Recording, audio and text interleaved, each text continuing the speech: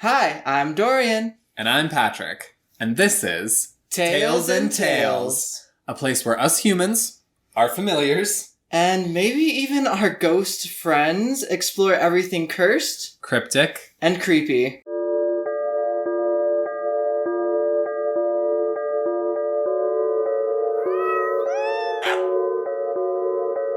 Today we're starting a new series about state cryptids, and we'll be going in order of states as they received their statehoods. Our first is Delaware.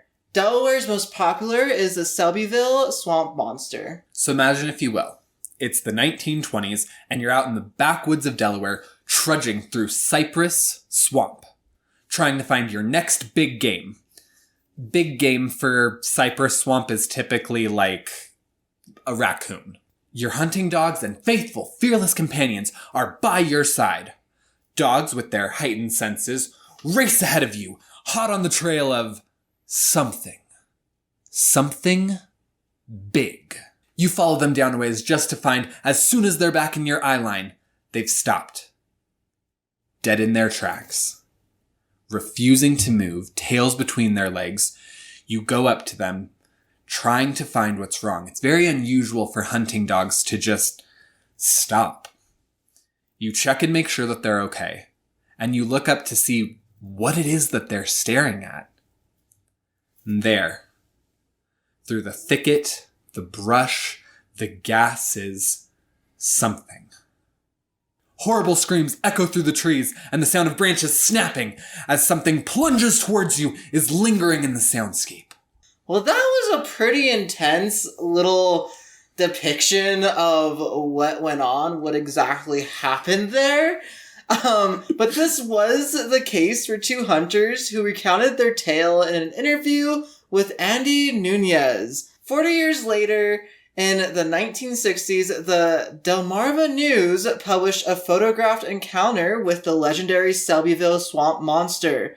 These photographs included a roughly 6-foot monster with feet the size of a raccoon, fur that looked like a baker's dozen of raccoons, all tangled together, and a humanoid face with, oddly enough, a shoe-polished look to it. It also had teeth that were incredibly large and surprisingly white for having spent at least 40 years in the woods devouring small creatures. I love those monsters that always have like bright white teeth when you know that they've like ripped apart small animals their whole life. Honestly, though, it doesn't make any sense. Like, yes, I'm a monster, but I obviously have a ton of oral hygiene. Duh. Well, the reason for this ghastly appearance in this monster was that the monster was none other than Fred Stevens. I knew it. Fred Stevens actually worked for the Delmarva.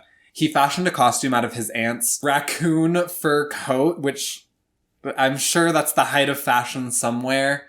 Delaware, actually, probably. But sounds awful to me. And a raccoon hat that she had, which, like, if you look at the pictures, it doesn't look like it was like a coonskin cap, like, you know, Davy Crockett. It's like a raccoon hat. He adorned those, as well as a mask and some giant boots. And he would just run up and down Route 54. Immediately after he started doing this, newspaper sales skyrocketed because the Delmarva started reporting on every single instance and sighting of this monster. So after about a month of these antics, people decided they needed to catch a more substantial proof than a 1960s Polaroid picture, because that's obviously the epitome of proof in all cryptid cases, is a Polaroid picture or the most pixelated video that exists in all of humanity, I swear. People actually began showing up with large trucks and hunting gear. After a few close calls, Stevens decided to retire the outfit and instead let people's imaginations run wild, because he obviously didn't want to be the victim of these hunters coming in their giant trucks, I'm assuming with quite a bit of gear. That would be absolutely horrifying. I love how he waited. He waited like until this happened a few times. It wasn't like, oh, one guy had a gun. I'm out. I'm done. It was, no, people had to regularly start coming with like the orange vest jackets, big guns, like nets in their truck before he was like, I think this isn't safe anymore. Yeah, that's pretty intense at that point. Yeah, all of this came to light in 1987 when Stevens actually gave a full interview admitting that everything was a hoax by Delmarva. Really helped with newspaper sales, right? I mean, obviously, so it was worth it probably at the time until people were about to, go a little bit too far. Yeah, I would expect like a substantial raise from that. It's like, okay, one, I look like an idiot. Much less like the shoe-polished face. I'm like, I look like a racist idiot. And now people are pointing guns at me. This is worth more than like $7.50 an hour. Probably wasn't even that much. It was back in like what the 70s, right? Yeah. Or 60s. Yeah, he wasn't getting $7.50 an hour. No. The heck, no.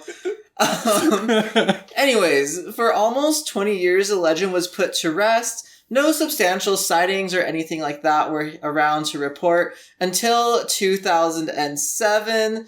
A student from Delaware Technical Community College actually reported that while driving home one night, he saw a hairy creature looking to be 7 to 8 feet tall that was standing under a street lamp. Why under the street lamp, though? Like, talk about an ominous place to be standing. A street lamp. Like, just there's a street lamp. This giant creature just standing under it, looming, looking at this. That's terrifying. My brain's caught between, like, making a joke about, like, oh, I've seen much worse than that during my time in college. This guy got off easy. And thinking about, like, My Neighbor Totoro. Because there's a scene in that. Dorian, I don't think has seen it yet. No. It's on the list to watch. Well, there's a scene, for anybody that has watched it, they'll know what I'm talking about, but there's a scene where the two main characters are waiting at a bus stop, and then just suddenly, like, big old Totoro's coming over. He's, like, towers over these small girls, and he's just... just awkwardly stands there waiting for the bus to come. Just like, hey, yep, Mondays, right? Or it's like the SpongeBob episode where he's trying to catch the dang bus. Rock bottom. Is there anything that ever happens with it underneath the lamp? It just makes me think of the ticket station where they're like doing their weird little language. There's all these different random like giant sea fish, like deep ocean creatures, and yeah, they're trying to get his ticket. Poor SpongeBob in that episode.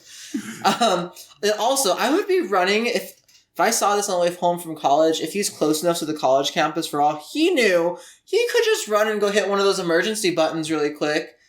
This was 2010 actually, or this was 2007. Some of them did have that button. I was about to say, like, no one had those back then. Yeah, no, some of them did. And the 2000s, I think, is when they started to be implemented for this exact reason, like a big hairy creature coming after you. What would he say, though? He'd be like, hey, there's a giant hairy monster. Whoever's on the other end of that call would be like, all right, how much have you had to drink tonight? What did you say to him exactly at the bar? All you have to say is someone's following you. You don't have to mention that it's a monster. Say someone's following you and you don't feel safe. They have to come pick you up on a campus. I didn't know that. If you're even feeling unsafe at night, most college campuses will give you a courtesy ride if you really need it. There's like phone numbers for that. Okay, the college game has changed since I was in college. Well, so this encounter with this one college student wasn't the only recent sighting of the Selbyville swamp monster, actually. 3 years later, in 2010, a young woman who was driving with her entire family stated that she saw in a cornfield a roughly 7 to 8 foot hairy beast just standing out there. Now, the kind of weird thing is that no one else in the car corroborated her story. That's a weird word. Corroborated her story. All of them said that they, either just didn't see it, were looking the other way, or didn't notice anything out of the ordinary. Kind of hard to be a swamp monster, though, when you're in a cornfield? Is it a swampy cornfield? Do those exist? I don't know. I wonder what that tastes like. Anyways. Ew. Anyway. There are some speculations that what she saw, or just, I guess in general, what the swamp monster could be, aside from, Fred Stevens, is that it could be Bigfoot, and they just wandered a little further from their home than normal. That it could possibly be a werewolf, although with the 2010 encounter, it was noted that this was like in the middle of the day. So I don't know that many werewolves that are, on daylight savings time. Most of the toys that depict this creature, typically they don't look like Bigfoot. They don't look like a werewolf. A lot of them look sort of like a dirty, like, hobo version of either a Wookiee or like a really outdated Jim Crow doll. So that entire monster is just... so politically incorrect. It's horrible. Well, with all of that, what are your thoughts on the Selbyville swamp monster? Does it exist? Is it Bigfoot? Is it out there somewhere? Are people overreacting? It's an alien. Obviously. The only clear answer here. The only clear answer is every one of these cryptids on this entire list are always just going to be aliens. Because I don't know how these things could have existed evolutionarily. I know that there's entire things about that, especially with Bigfoot, and this is like a Bigfoot-esque monster. And also, I know something we didn't mention is actually in the 1920s is where this like monster originated. When I think it was college students again. Maybe it's just college students. I don't know. College students are on something, but I'm pretty sure it was college students again, and they heard like creepy noises coming from the like swampy forest area, and I think that's where this monster idea even originated. Well, and so the account that I found, it was two hunters that were out with their dogs trying to hunt for raccoons. So, and it didn't give any of their ages or anything. And actually the official account of it was so difficult to track down.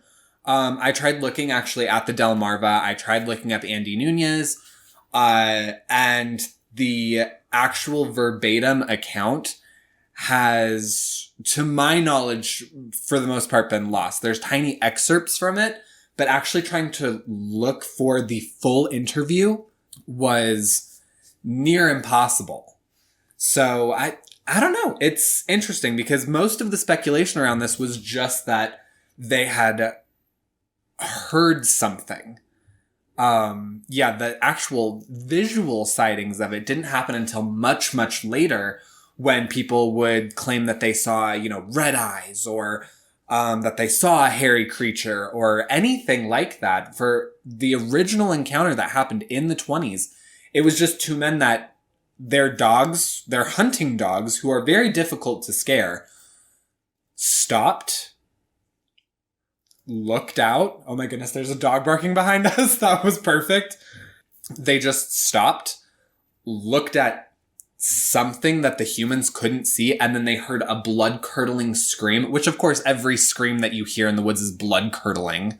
I've never heard someone say like, oh, I heard like a minor, like kind of that charming scream. I feel like it was probably cows. Cow calves are known to not know how to moo.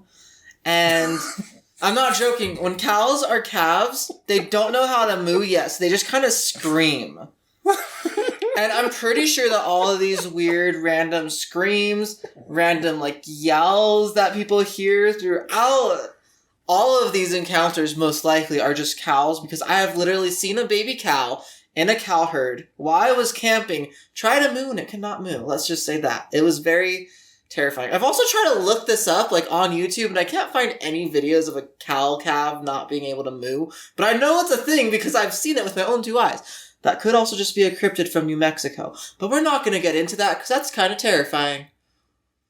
I need to see this. All right, so our big takeaways from today. Selbyville swamp monster, kind of a mixed bag of a past. Definitely had a hoax involved in it. Could be Bigfoot. Could be the only werewolf that I've ever seen on daylight savings time. Could be a calf that can't moo yet. I need to see that. Everybody out there, I'm tasking you with finding a calf screaming and sending it to me. Not the calf, just the video. Don't send a calf to me, please. That'd be terrible. It'd be awful. We don't have room for a calf here. No. But with that said, did you learn something today from our story? Whatever you took away, remember, don't be creepy, be cryptic, and we'll see you next week on Tales and Tales.